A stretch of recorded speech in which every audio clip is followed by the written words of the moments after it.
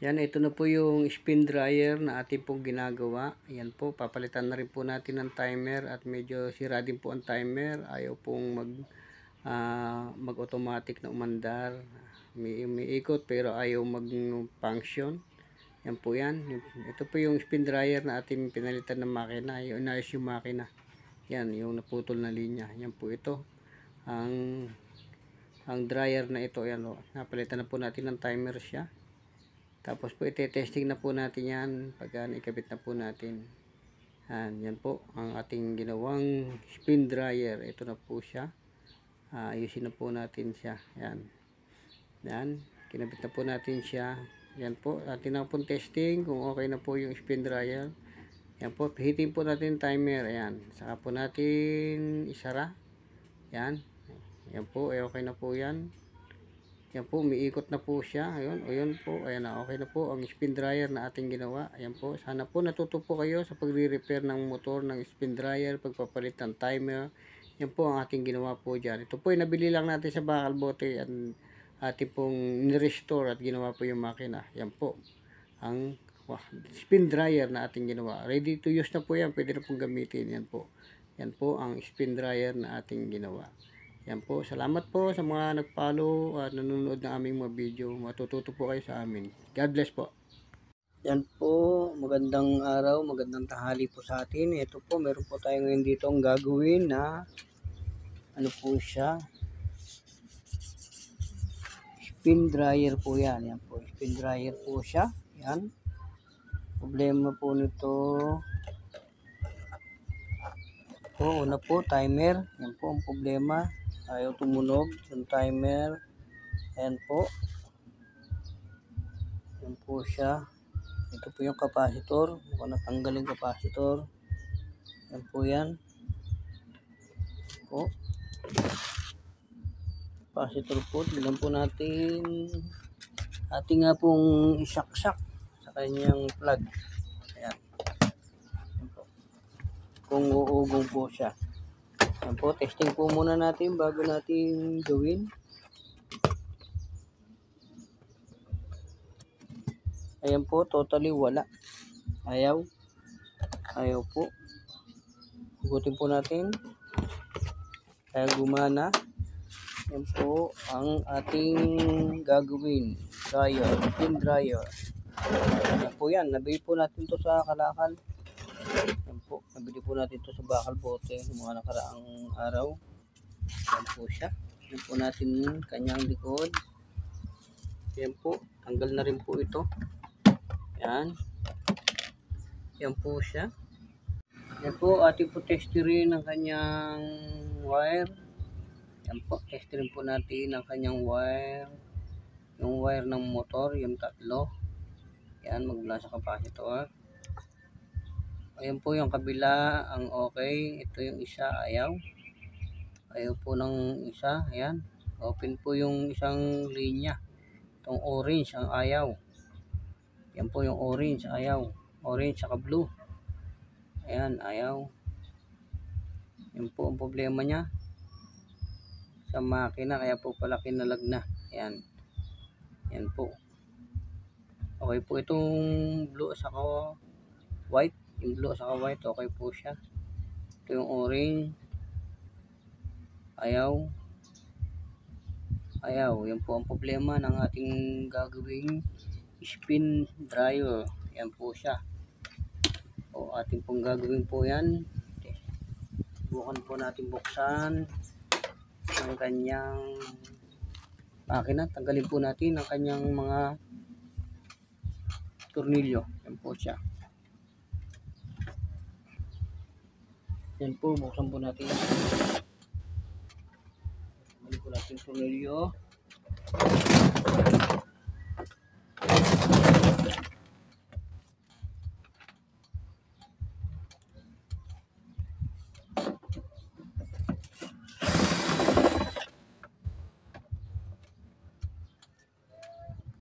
Yan po ating po tanggalin ang case niya. Yan yung sa ilalim niya. Tatanggalin po natin ang kanyang rewind motor. Yung spin dryer motor po. Ating po tatanggalin po yan.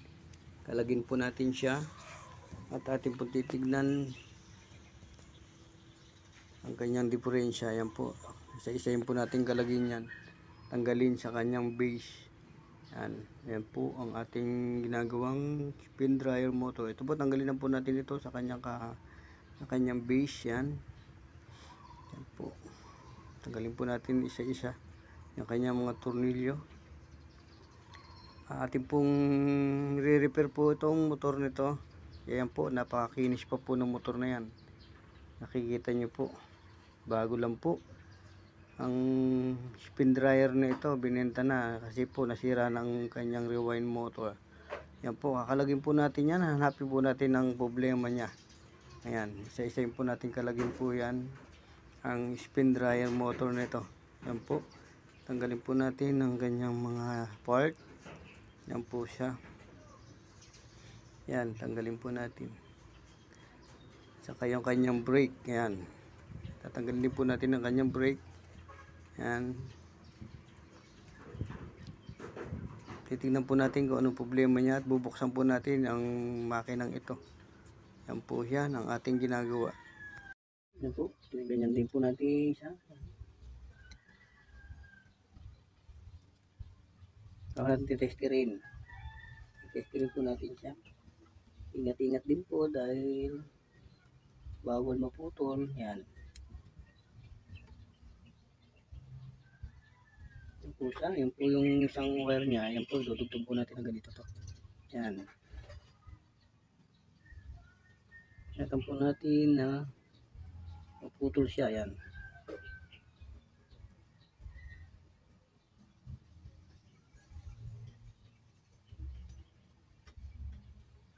Yan po. Satin po natin yung sobra. Yan. Yan. Yan po. Tingnan po natin kung gagana na po yung orange niya. Yan. Tetestin po natin. Testing po natin ang kanyang orange wire. Yan. Ito po yung orange. Yan. Sabitin po natin dito. Yan. Tingnan po natin kung papalo na po siya sa blue. Ayan, okay na po siya. Tingnan po natin kung papalo siya sa yan, sa puti. Kung papalo sa puti. Yan, okay na po siya. Yan. Okay na po yung rewind nito. Yan. Yan, okay na po siya. Yan. Atin na po nakabitan ng insulator. Yan, ito na po yung spin motor, rewind motor. Yan po yung spin dryer na motor.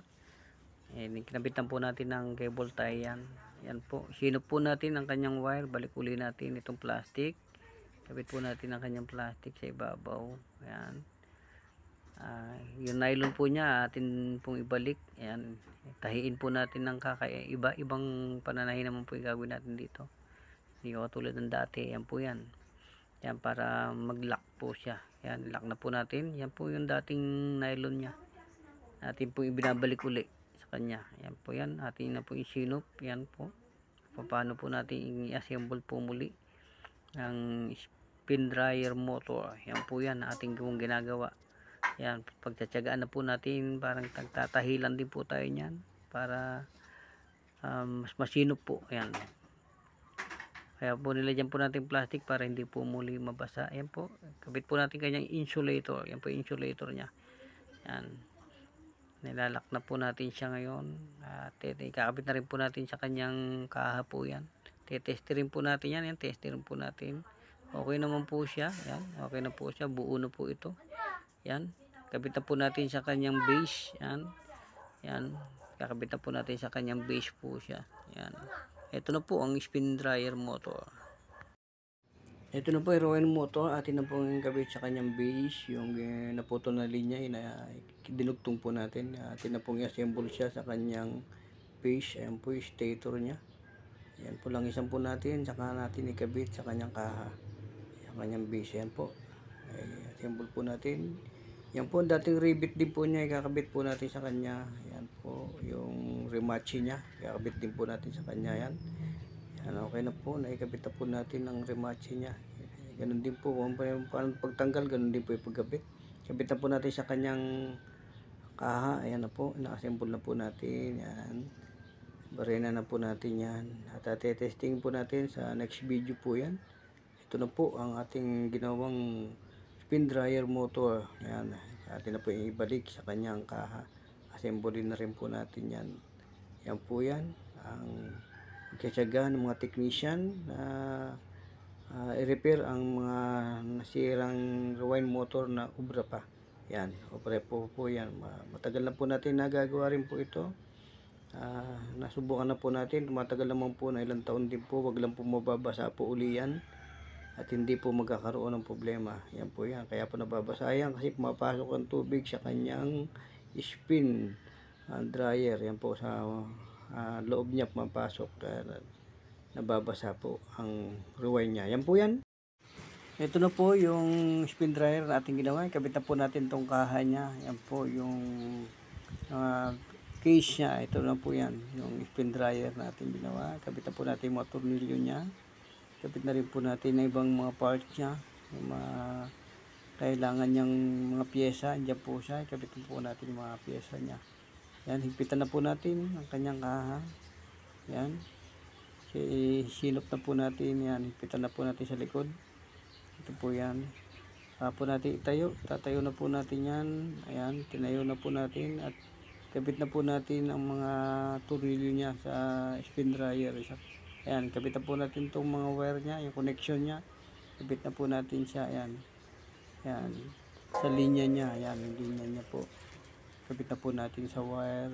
Saksakan niya. Ayan na po yan. Ito na po. Ayan. Kabit na rin po natin yung capacitor niya. Ito po yung capacitor. Kabit na rin po natin siya. Ayan. Ayan po.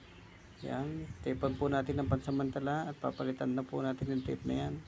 Yan, ito na po yan. Yan, saka po natin papasok sa loob. Pasok na po natin siya sa loob. Pag naisinop na po natin, ayan. Ayan po, saka muna natin titestingin po yan. Testingin muna natin kung iikot nga po yung spin dryer niya, spin motor niya. Ayan po, umiikot na po, nakikita nyo po sa loob. Yan, umiikot na po siya. Ayan na po, ang spin dryer na ating ginawa.